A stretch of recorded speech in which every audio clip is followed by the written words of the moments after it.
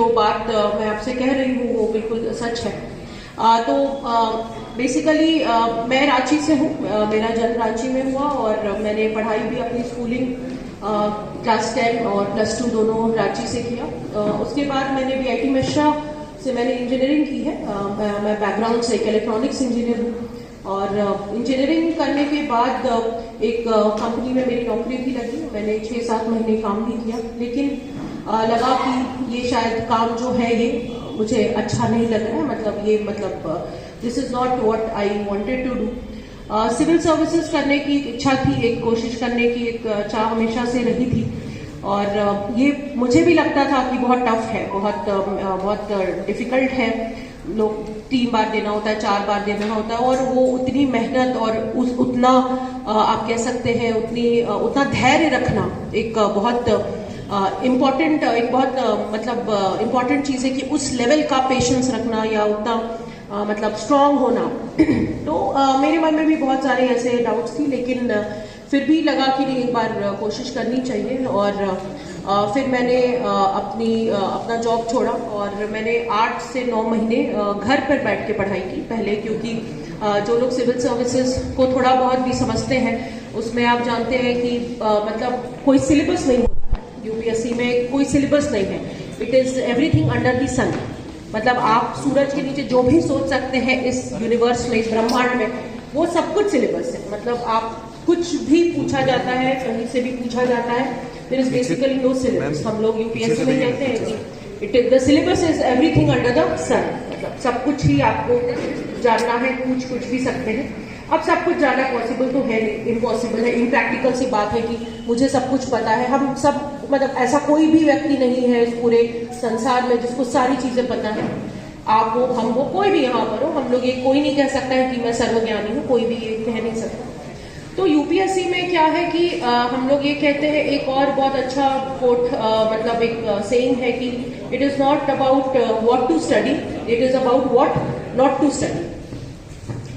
अगर आप समझ रहे हैं मेरी बात, इट इज नॉट अबाउट कि क्या पढ़ना है, इट इज अबाउट क्या नहीं पढ़ना है।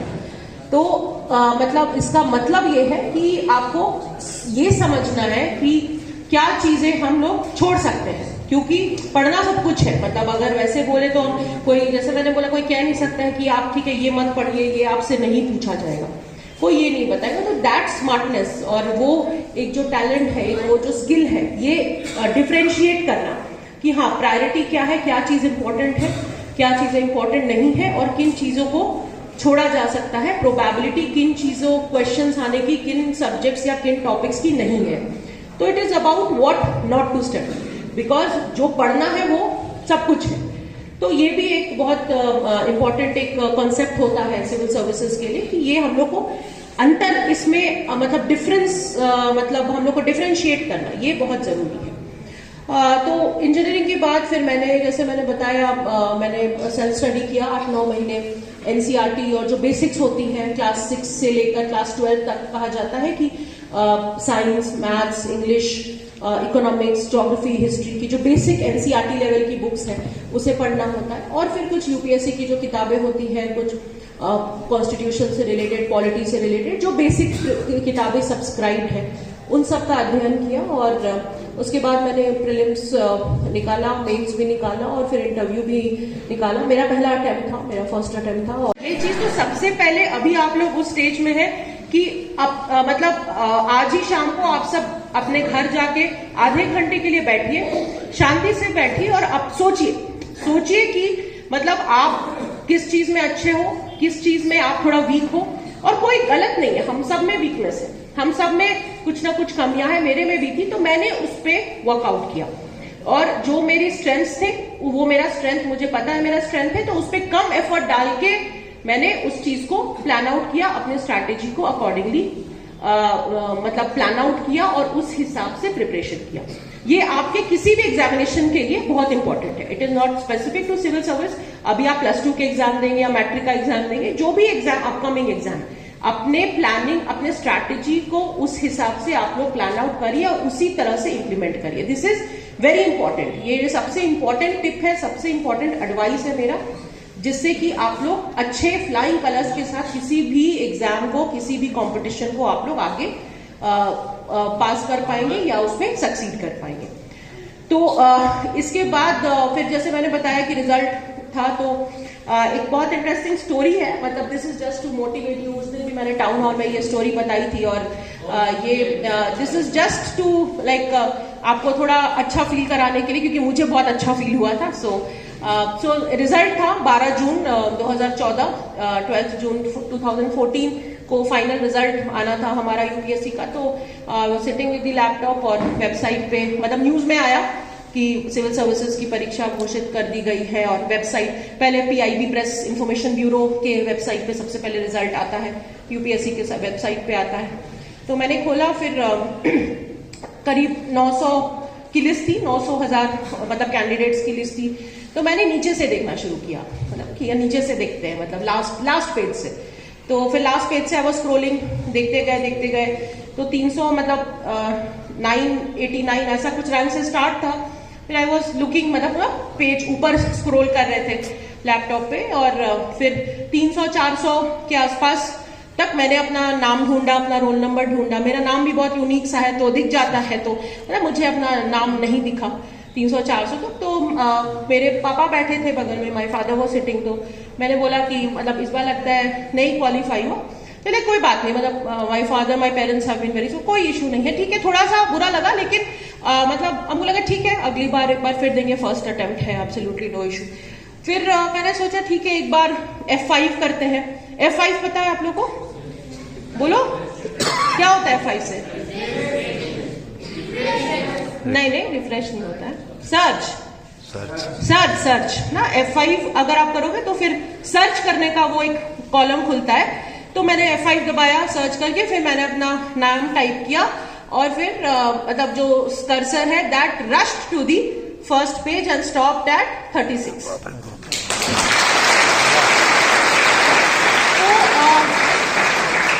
दैट फीलिंग आज भी, मतलब when I am telling you, I +2 जिला का छात्र हो, और मैं आपसे एक क्वेश्चन पूछना चाहता हूँ। अपने हमारे माता पिता हमें अपने करियर चुनने के लिए फोर्स करते हैं कि तुम कुछ इंजीनियर ही करो या फिर चिकित्सक ही बनो। ये उन्हें कैसे समझाएं कि उसी में करियर नहीं है, हम खिलाड़ी या फिर पत्रकार भी बन सकते हैं, उन्हें कैसे समझाएं? बहुत सही क्वेश्चन पूछा है। देखिए, इसमें मेरा एक रिक्वेस्ट होगा, यहाँ जो हमारे टीचर्स हैं, आप लोग हैं, प्रिंसिपल्स हैं, कि ये चीज़ हमको लगता है कि बच्चों के काउंसलिंग के साथ साथ हम लोग को एक पेरेंट्स का काउंसलिंग भी हम लोग को ऑर्गेनाइज करना चाहिए। हम लोग को याद है, हम लोग जब छोटे थे तो स्कूल में पेरेंट टीचर मीटिंग वगैरह होती थी, अभी होती है, आई थिंक PTMs होते हैं। जो ये बच्चा कह रहा है, एक बहुत मतलब आप कह सकते हैं, स्पेशली आज के समय में, आज मतलब हम तो ये कहेंगे अभी फिर भी थोड़ी सी उसमें मतलब सोच में थोड़ा बदलाव हुआ है। हम लोग जब पढ़ते थे तो IIT के अलावा कोई वर्ड नहीं सुनते थे। हम लोग जब पढ़ाई कर रहे थे, IIT ही जाना है, इंजीनियरिंग ही करना है, वो एक मतलब या साइंस ही लेना है। अभी मैंने जो फील किया है कुछ पिछले 5 से 6 या 7 सालों में, फिर भी थोड़ा बदलाव आया है। आजकल पेरेंट्स कम से कम अदर प्रोफेशंस को एक्सेप्ट कर रहे हैं, लेकिन अगर जैसे स्पेशली अगर इस बच्चे की इच्छा है कि वो पत्रकार बने, मेरे पिताजी पत्रकार हैं, तो क्या खिलाड़ी बने, मतलब तो मेरा ये मतलब अनुरोध रहेगा उनके टीचर्स से या मतलब शिक्षक से, दैट मतलब ये आप लोग भी जब भी पेरेंट्स की मीटिंग होती है तो एक जनरल या फिर एक पेरेंट्स का काउंसलिंग सेशन ऑर्गेनाइज करें, जहाँ पे उनको ये बताएं कि बहुत ज़रूरी है कि बच्चे की जिस चीज़ में इंटरेस्ट है उसे ज़रूर उसमें ट्राई करने दें, उसमें जाने दें, क्योंकि फोर्स्ड करियर कभी भी सक्सेसफुल नहीं होता है। अगर आपकी मतलब चाह नहीं है किसी चीज़ में तो आप कभी भी उसमें सक्सीड नहीं कर पाएंगे। एंड आजकल इतना स्कोप है, इतनी अपॉर्चुनिटीज़ हैं, अलग अलग तरह के फील्ड हैं, लोग डिफरेंट प्रोफेशंस में जा रहे हैं और बहुत अच्छा कर रहे हैं। हमारे ही जान पहचान में या हमारे भी फैमिलीज में, हमारे फ्रेंड्स में हम लोग इतने अलग अलग तरह के प्रोफेशंस में अपने लोगों को देख रहे हैं, अपने रिलेटिव्स को देख रहे हैं, फ्रेंड्स को देख रहे हैं, they are doing excellently well. ये चीज पेरेंट्स को समझना चाहिए और इस माध्यम से भी मेरी अपील है टीचर्स है यहाँ पे कि आप लोग भी अपने स्तर से कृपया इस चीज को प्रोपगेट करें। एंड आई थिंक अशोक जी इसमें कुछ कंट्रीब्यूट करना चाहेंगे? हम इसमें